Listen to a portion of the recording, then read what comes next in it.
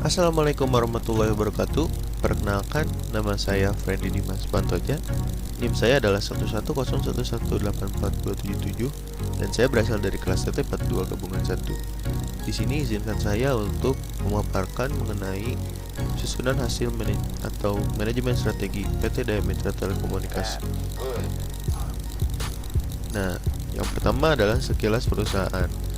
PT Daya Mitra Telekomunikasi atau Mitratel juga merupakan sebuah perusahaan asal Indonesia yang bergerak pada bidang penyediaan infrastruktur telekomunikasi. PT Daya Mitra Telekomunikasi juga merupakan salah satu anak perusahaan dari PT Telkom Indonesia Persero Tbk. Nah, Mitratel juga memulai bisnis menara telekomunikasinya sejak tahun 2008 dan hingga saat ini telah memiliki lebih dari 28.000 menara telekomunikasi yang tersebar di seluruh Indonesia. Lalu yang berikutnya adalah beberapa poin yang saya dapatkan dari hasil susunan saya mengenai PT Daya Mitra Telekomunikasi atau Mitratel. Yang pertama yaitu seluruh operator di Indonesia telah menjadi penyewa dengan menempatkan perangkat BTS-nya di menara milik Mitratel. Lalu Mitratel juga didirikan pada tahun 1995 yang awalnya berasal dari perusahaan mitra kerjasama operasi yang ada di wilayah Kalimantan dan bernama PT Daya Mitra Malindo, dan juga sahamnya kurang lebih dipegang oleh beberapa perusahaan swasta nasional dan juga swasta asing.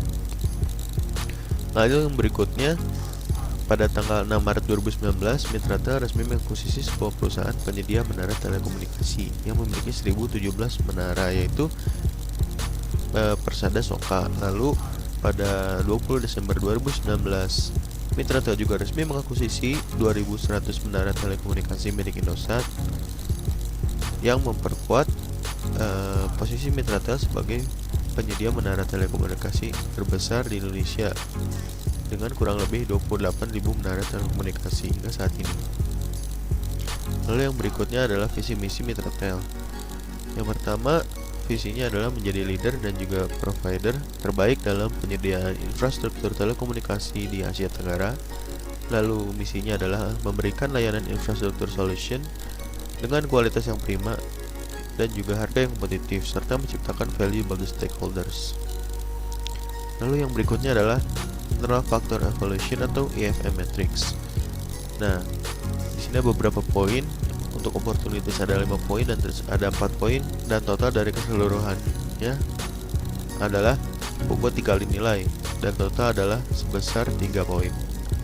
Lalu yang berikutnya adalah Internal Factor Evaluation atau IFE Matrix. Di sini ada 2 hal yang dapat dikategorikan. Yang pertama adalah dalam kategori strength, yang kedua adalah weakness. Untuk kategori strength terdapat 5 poin dan weakness terdapat 4 poin. Lalu di sini bobot dikali nilai totalnya yaitu 3 poin.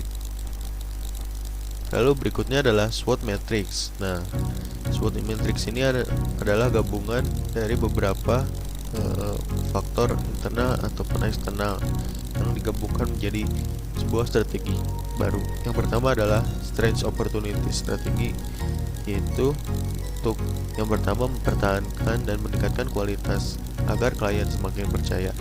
Lalu membuat ads ataupun iklan agar dapat menarik minat calon konsumen. Lalu yang ketiga adalah memperkuat branding agar saham nilai perusahaan dapat meningkat. Lalu yang kedua adalah weakness opportunity strategies. Yang pertama, membuat cash flow agar dapat mengefektifkan dana, lalu memperkenalkan perusahaan kepada masyarakat. Nah, yang ketiga adalah strength strategies. Yang pertama adalah meningkatkan kualitas layanan agar dapat bersaing dengan kompetitor. Lalu yang kedua, meningkatkan keamanan untuk objek yang penting. Lalu yang ketiga adalah mengoptimalkan menara yang sudah ada agar tidak memerlukan pembangunan menara baru. Nah, yang terakhir adalah weakness strategies. Hanya ada 1 poin di sini, yaitu meminimalisasi utang piutang dan memaksimalkan aset yang dimiliki oleh perusahaan. Nah, yang pertama adalah bisnis model. Nah, yang berikutnya adalah bisnis model kanvas. Di sini saya akan menjelaskan bisnis model kanvas yang telah saya susun. Nah, yang pertama adalah mengenai customer segment. Di sini terdapat beberapa poin, yaitu enterprise, wholesale, dan juga OLO.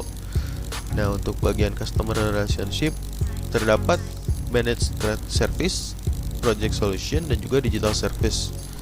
Lalu untuk channel terdapat sosialisasi dan juga advertisement. Nah, untuk bagian key proposition kurang lebih ada macro tower, micro tower, reseller, dan juga colocation. Key activities terdapat penyewaan menara, pemeliharaan perangkat, dan untuk key research terdapat teknisi, dewan komisaris, pegawai kantor, dan juga dewan direksi. Untuk key partners terdapat perbankan, fabrikasi, mitra kawasan eksekutif, dan juga operator telekomunikasi.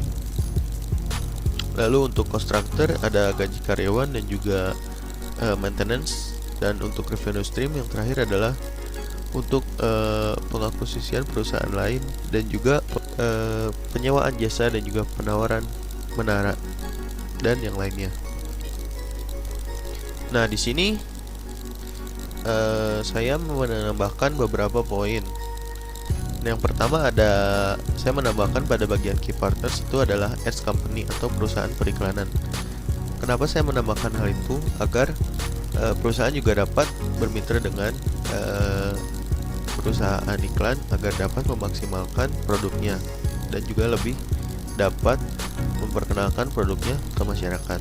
Lalu yang kedua, saya menambahkan pada bagian key activities, yaitu research and development, agar perusahaan juga dapat mengembangkan dan juga memanfaatkan hasil pengembangan teknologi yang telah dikembangkan oleh perusahaan. Lalu yang berikutnya adalah kontraktor. Yang saya tambahkan adalah untuk biaya research dan development, agar perusahaan juga dapat mengkondisikan dan juga mengalokasikan dana yang akan digunakan untuk research and development. Lalu yang berikutnya adalah key proposition. Yang saya tambahkan adalah certification training. Mengapa? Karena dengan adanya certification training, maka klien dapat lebih tertarik untuk menggunakan jasa yang ditawarkan ataupun dapat bermitra dengan perusahaan.